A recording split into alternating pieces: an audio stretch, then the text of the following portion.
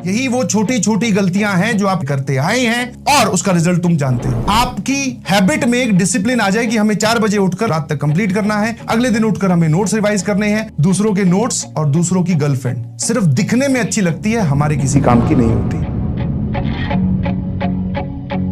Daily defined duties, that is DQ। हम ये squares और क्यूब वाली रिप्रेजेंटेशन मैथमेटिक्स में यूज करते हैं। तो भाई साहब आपके एकदम D क्यूब का आप हमेशा अगर ध्यान रखोगे, that is daily defined duties. Daily का मतलब होता है उस रात सोने से पहले, दैट कम्स इन डेली। इस उम्र में सिंसियरिटी और मैच्योरिटी की थोड़ी कमी होती है, बिकॉज ये दोनों चीजें उम्र के साथ भी आती है। तो बच्चे क्या करते हैं, एक दिन अगर क्लास छोड़ी तो हो सकता है अगले दिन भी आप छोड़ दो। ऐसे करते करते आप बाकी जनता से पीछे हो जाओगे। आप सभी लोग अभी चल रहे हैं, आप समझो कि भीड़ चल रही है बहुत सारी, आप उस भीड़ में सिर्फ खड़े हो जाओ, बाकी लोग चल रहे हैं, तो आप ऑटोमेटिकली बहुत सारे लोगों से पीछे हो गए। और आपकी हैबिट में एक डिसिप्लिन आ जाए कि हमें 4 बजे उठकर जो होमवर्क मिलेगा उसको रात तक कंप्लीट करना है, अगले दिन उठकर हमें नोट्स रिवाइज करने हैं, वापस से पढ़ के जाना है, क्वेश्चन प्रैक्टिस करनी है। तो दिस इज द प्रोसेस जो आपको सिखाना चाह रहे हैं, जो आपको समझाना चाह रहे हैं। Make your own class notes, छोटी सी स्टेटमेंट बोली थी जो आप लोगों को बहुत अच्छी लगी, वापस से रिपीट कर देता हूं। दूसरों के नोट्स और दूसरों की गर्लफ्रेंड सिर्फ दिखने में अच्छी लगती है, हमारे किसी काम की नहीं होती। आपको अपने पेन से खुद के नोट्स बनाने हैं। गर्लफ्रेंड की बात अभी नहीं करेंगे, वो बात हम बाद में करेंगे। आपको अपने क्लास नोट्स बनाने हैं, बिकॉज मैं फिर बोल रहा हूं, क्लास नोट्स बनाने से ये पता चलता है कि आपने सच में पढ़ाई की है।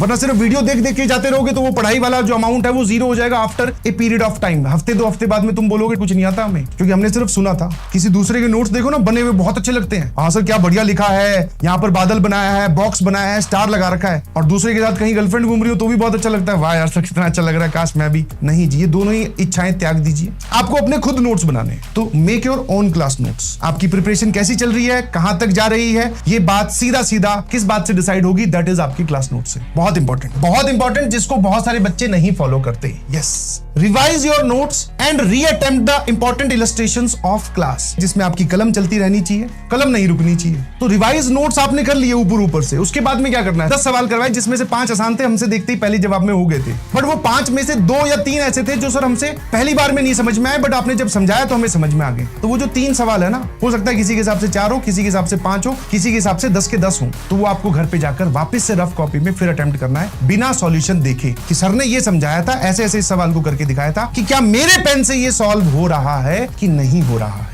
This is the method of revising.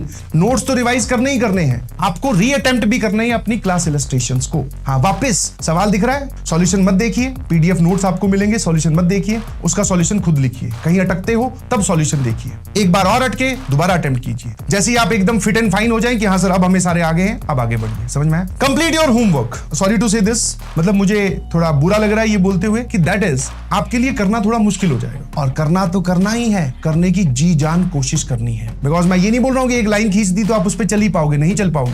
But अगर कभी आपको लगता है कि मेरा छूट रहा है, मिस हो रहा है, इकट्ठा हो रहा है, तो भाई साहब आगे आने वाला सैटरडे संडे देखिए, वहां पर अपने आप को रोकिए। बाकी जो भी फंक्शंस आपकी जिंदगी में है, खेलना कूदना, कहीं घूमने जाना, पेरेंट्स के साथ टाइम स्पेंड करना, वो सारे हटा दीजिए, पहले उस काम को कंप्लीट कीजिए। यही वो छोटी छोटी गलतियां हैं जो आप करते आए हैं, और उसका रिजल्ट तुम जानते हो, मेरे मुंह से सुनने की जरूरत है नहीं। But because of some reason आपको टाइम नहीं मिला, जो भी कारण हो, तो सैटरडे संडे पार नहीं होना चाहिए भैया। हर वीक का सैटरडे संडे आता है, उस दिन में आप वो पूरा वीक का होमवर्क निपटाइए।